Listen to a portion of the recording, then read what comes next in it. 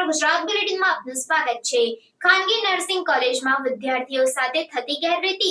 આમ આદમી પાર્ટીના ધારાસભ્યએ દીપક Gohil charitable trust સંચાલિત માં કાલમ ફાઉન્ડેશનની નર્સિંગ કોલેજ દ્વારા વિદ્યાર્થીઓ સાથે ગેરરીતિ આચરવામાં આવી છે।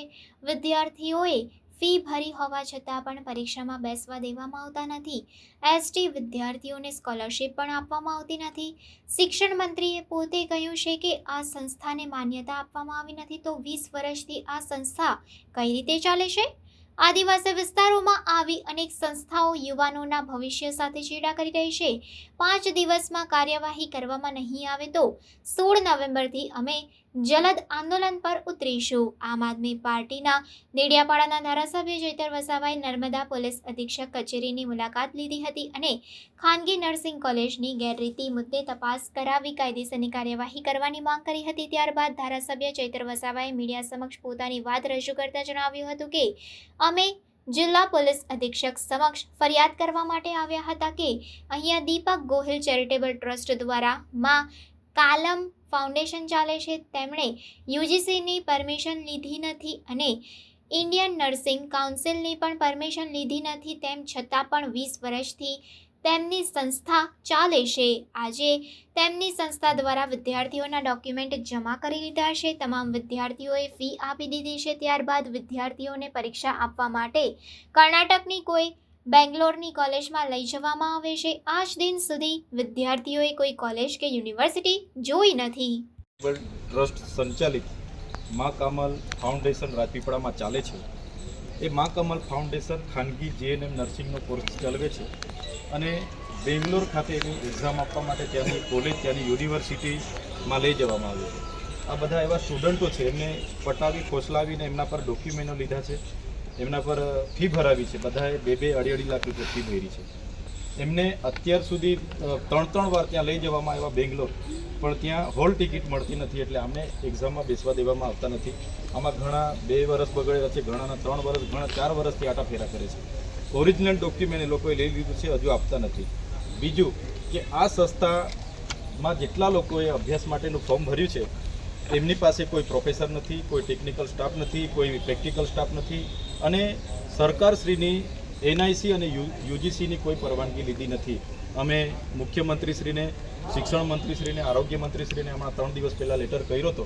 તો હવે આ બાળકોનું ભવિષ્ય અંધકારમય થઈ ગયું છે। સંસ્થાવાળા હવે જવાબદારી લેવા તૈયાર નથી અને આ લોકોએ 2-2, 2.5 લાખ રૂપિયા ફી ભરી છે। સાથે સાથે એવી કોઈ જોગવાઈ નથી કે કોઈ કોલેજ અહીંયા એમનું કોચિંગ ચલાવે ને બીજા રાજ્યોમાં એક્ઝામ આપે અને કોઈ જગ્યાએ માન્યતા પ્રાપ્ત નથી। મેડિકલનો નિયમ એવો છે કે 90% હાજરી ફિઝિકલી હોય એના યુજીસી એનઆઈસીના માન્યતા પ્રમાણેના પ્રોફેસરો ત્યાં કોચિંગ આપતા હોય તો જ એ સંસ્થા ચાલી શકે। સરકારે પણ ના પાડી દીધી, ઊંચા હાથ કરી દીધા છે। એવી આ સંસ્થા પર તમે તાત્કાલિક ધોરણે તપાસ કરો। પાછળ વિદ્યાર્થીઓના નામો છે જેમની સાથે આ ફ્રોડ થઈ છે, એમના વાલીઓએ મહેનત મજૂરી કરીને, ખેત મજૂરી કરીને 2-2, 2.5 લાખ રૂપિયા ભર્યા છે અને આ ભવિષ્ય એમનું અંધકારમય થઈ ગયું છે। અમને એમનું ડોક્યુમેન્ટ મળી જાય, એમના 3 વર્ષ પૂરા થતા હોય, એમને એક્ઝામ અપાવી દે, એમને સર્ટી મળી જાય, એવી અમારી માગણી છે। અમે એવું નથી કહેતા કે તમે આ જ કરી નાખો, પણ એની તપાસ થઈને તમામ બાળકો, બહેનોને ન્યાય મળે, અમારી માગણી છે। આમ નહીં થશે તો આવનારા દિવસો, અઠવાડિયા બાદ અમારે ના છૂટકે આ શનિવારે અમારે આયોજન છે 16 તારીખે અમારે ના છૂટકે મોટા કાર્યક્રમ અહીંયા આપવા પડશે એમની સામે, કેમ કે યુવાનો યુવતીઓએ 4 વર્ષ બગાડ્યા છે। આ જે ભણવાનો સમય હતો એમાં ફ્રોડગીરી થવાથી આ લોકો મેન્ટલી તૂટી ગયા છે। એમના વાલીઓ બધા ગભરાયેલા છે કે અમારા બાળકોનું ભવિષ્યનું શું। તો એમની સ્કોલરશિપ પણ 1 રૂપિયો મળ્યો નથી। અત્યાર સુધી એસટી વિદ્યાર્થીઓને, તમામ ગુજરાતના વિદ્યાર્થીઓને સ્કોલરશિપ મળી ગઈ, આ સંસ્થાના બાળકોને જ સ્કોલરશિપ નથી મળી 3 વર્ષથી। તો એ કહે છે કે વેરિફિકેશનમાં ક્વેરી છે, એ તો એમનો વિષય છે, એમણે ઓનલાઈન કર્યું છે અને બાળકોની કોઈ જવાબદારી નથી।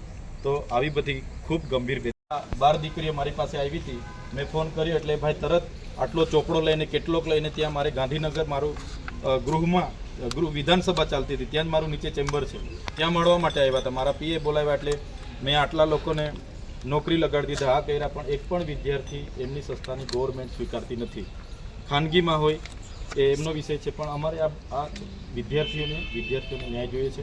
આમાં તમે યોગ્ય તપાસ કરો અને એમનો ઓરિજિનલ ડોક્યુમેન્ટ મળી જાય, એમની ભરેલી ફી મળી જાય, કાં તો એમને ત્રીજા વર્ષની એક્ઝામમાં બેસાડે અને સર્ટી મળી જાય અને કોચિંગ મળે, એવી અમારી માગણી છે.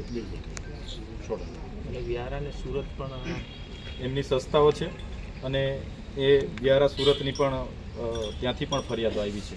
અમે અગાઉ 5 દિવસ પહેલાં મુલાકાત કરી તો વ્યારાથી પણ ફરિયાદો આવી. છોટાઉદેપુરમાં એક ક્રિષ્ના ઇન્સ્ટિટ્યૂટ કરીને છે, અંકલેશ્વરમાં એક નર્મદા ઇન્સ્ટિટ્યૂટ કરીને છે, ત્યાં પણ ખૂબ મોટી આવી ફ્રોડગીરી ચાલે છે.